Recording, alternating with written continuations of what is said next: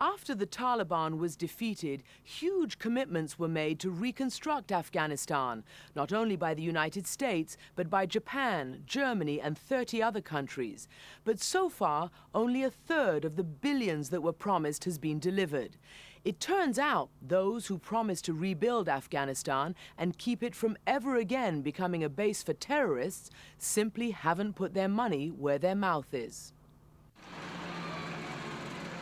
Riding in on high hopes and great expectations, Afghans are pouring back into their homeland. Every one of these people has dreamed of this day, of forever leaving the refugee camps in Pakistan, where they waited out 23 years of war. When the Taliban were routed, UN officials expected 800,000 Afghan refugees to come home in the first year. But in the first 6 months alone, already nearly 1.5 million have come home, with their family members and belongings piled high onto these trucks. It's become the biggest and the fastest refugee return in history. Abdul Ahmad is one of those refugees. He's brought back his children and 30 members of his extended family. This is their welcome home. Courtesy of the United Nations, a quick course in recognizing mines. Vital information in a country where 300 people are killed or injured by mines every month. Next, the children get a shot against the most basic diseases, like measles and polio. Healthcare is now so badly destroyed in Afghanistan that a quarter of all children here die before they reach their 5th birthday. And finally, the family gets a couple of sacks of American wheat. It's not much, but Ahmad is lucky to get even this, because humanitarian aid is already drying up. Are you optimistic? Are you hopeful about making a new life in Afghanistan? Why not? We all have great hopes that peace has finally come to our country. We drove the last leg of their journey with them, along a route littered with rusted tanks and the remains of war. Their home is in the Shamali Plains, north of Kabul. It used to be the richest farmland in all of Afghanistan, but this is where the Taliban faced fierce opposition, and they turned this fertile plain into a wasteland. In order to punish people for resisting them, the Taliban burned down just about every home and every school, every mosque and every market here on the Shamali Plains. They cut down hundreds of orchards and vineyards that had survived generations, and they destroyed an ancient underground irrigation system. So Ahmad here is a bit of a pioneer. Despite the uncertainty about his future, he's come back to start over. He's even brought the beams from his former home in Pakistan. But starting over is going to be really difficult. This is where the Taliban came with the Air Force and dropped a bomb on this place. We've just walked into this ruin that you've come back to after a long time, and you look really happy. Even though it's all destroyed, you look like a very happy man. I'm happy because this is my homeland. I was born here. Even if there was nothing left, it's better than living in a foreign land. But the reality is Ahmad may be forced to leave home again this winter because he has no crops in the ground. This was all grapes and mulberries and apples and plums. And he might not even have any crops next year if his village doesn't get more help to fix the wells and irrigation canals that the Taliban destroyed. How did they ruin this? The Taliban blew up the wells, and now the only way to fix them is to dive straight in. Oh my goodness, he's going to go down. Down 60 feet. To find the water they need to revive their parched and dying fields. I never thought I'd get so excited seeing some water. Oh my goodness, I feel obligated to have a sip. آبش خوبه؟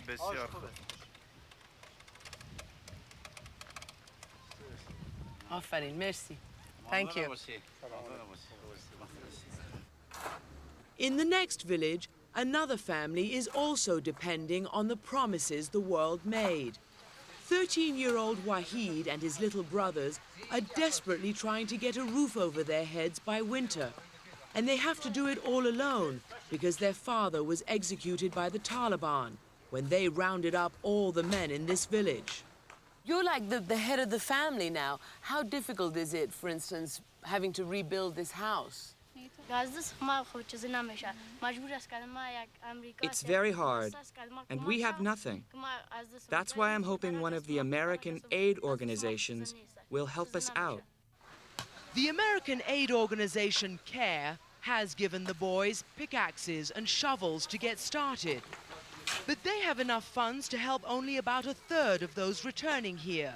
All the aid agencies are overwhelmed, and they've been begging for more security to protect their convoys and workers from warlords and bandits. Elizabeth Hume, a lawyer from Miami, now works for the International Rescue Committee.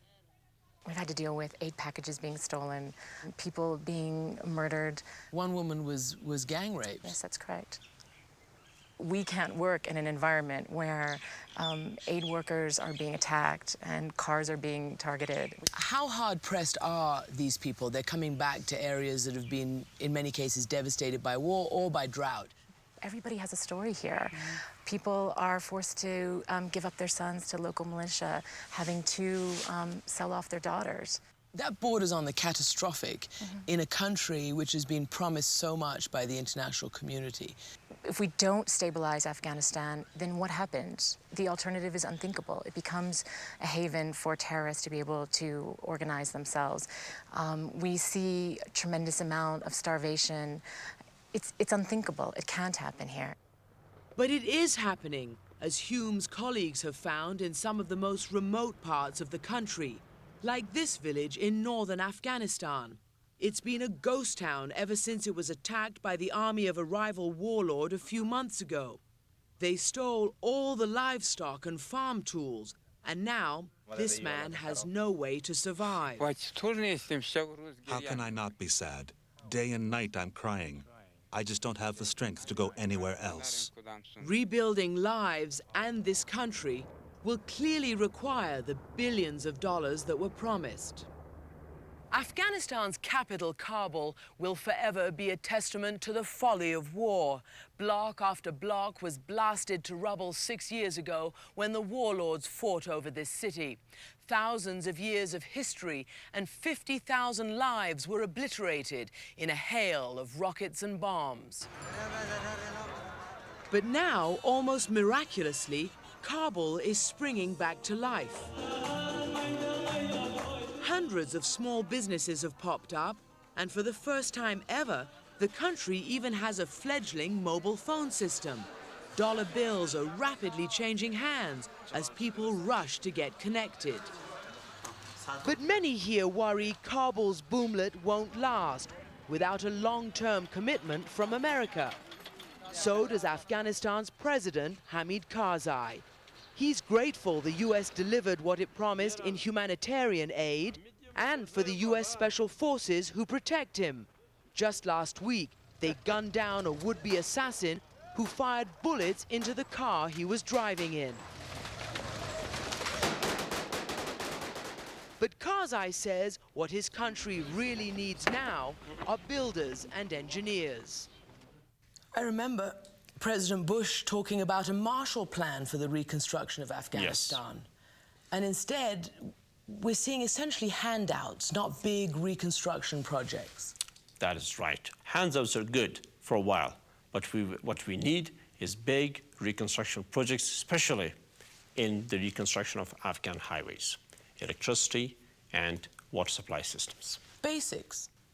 Basics, absolute basics. I've heard complaints that you can't even pay the salaries of your own government employees and civil servants. Yes, that's right. That's an area where we have not been helped and we are not happy.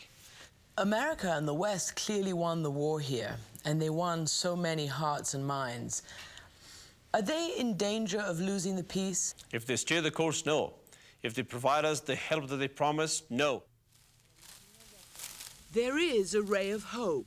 Here in northern Afghanistan, For the first time in 4 years, the rains didn't fail, and these farmers are now reaping the benefits. Despite the minimal help Afghans have received rebuilding their country, everyone wanted us to know how happy they are that America got rid of the Taliban. Thank God for America, because they're the ones who saved us from our misfortune. But although Afghans all over the country are now clamoring for the Americans or the international peacekeepers to protect them, so far neither the United States nor any other country has come up with the money or the people to patrol beyond the capital, Kabul. Well, what have you told the United States are the risks of failing to bring security to the whole country? The risks are tremendous for Afghanistan and for the international community. Failing to bring security means failing to defeat terrorism.